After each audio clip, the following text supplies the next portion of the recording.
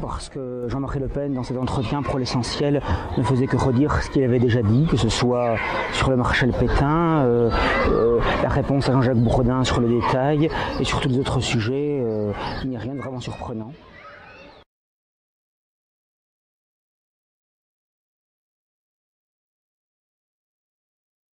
Oui et non. Oui, dans la mesure où on ne peut plus s'exprimer librement sur toute une série de sujets en France, et sachant déjà la polémique qu'il y avait eu, y compris, il faut bien le dire, au sein du Front National, à la suite de ses propos chez Jean-Jacques Bourdin le 2 avril, on n'a pas été surpris qu'il y ait des réactions parmi les marinistes, dont on connaît la solidité des convictions et le courage politique. Bon.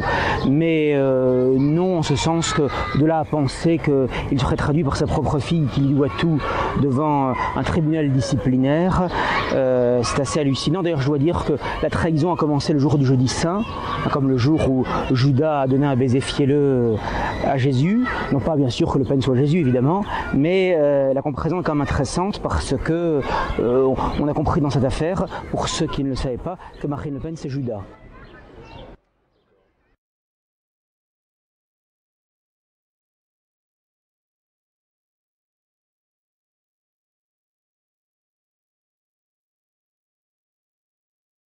Il fait 2 pleines pages du journal Rivarol, format 3, 32 000 signes typographiques qui abordent tous les sujets, l'actualité nationale, internationale, la géopolitique, l'économie, et les quelques phrases qui sont reprochées ne font que quelques lignes, mais encore une fois, je ne vois pas au nom de quoi on ne pourra pas parler de questions historiques, d'autant plus que l'éducation nationale, les médias, le cinéma en parlent sans cesse, et les hommes politiques sont amenés à s'exprimer également sur ces questions. Je ne vois pas au nom de quoi on devrait s'interdire de poser des questions sur ces sujets, et les hommes politiques peuvent y répondre s'ils le souhaitent.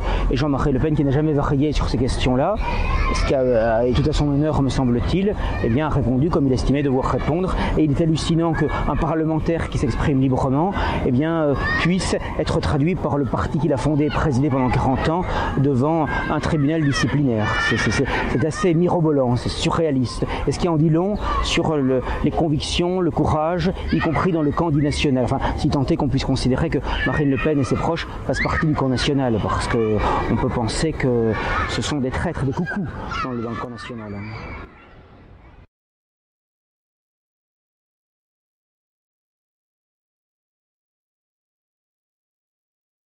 Exiger peut-être pas, mais en tout cas, il me paraît sain, effectivement, que les hommes politiques puissent donner un avis, une opinion, une position, y compris sur des questions historiques qui ont d'évidence des conséquences politiques incalculables, parce que les questions relatives à la Seconde Guerre mondiale, on en parle sans cesse, et c'est quand même au nom de la Shoah qu'on nous dit vous ne pouvez pas maîtriser l'immigration, vous ne pouvez pas organiser le retour des immigrés chez eux parce que vous voulez déporter les immigrés comme naguère ont déporté les Juifs.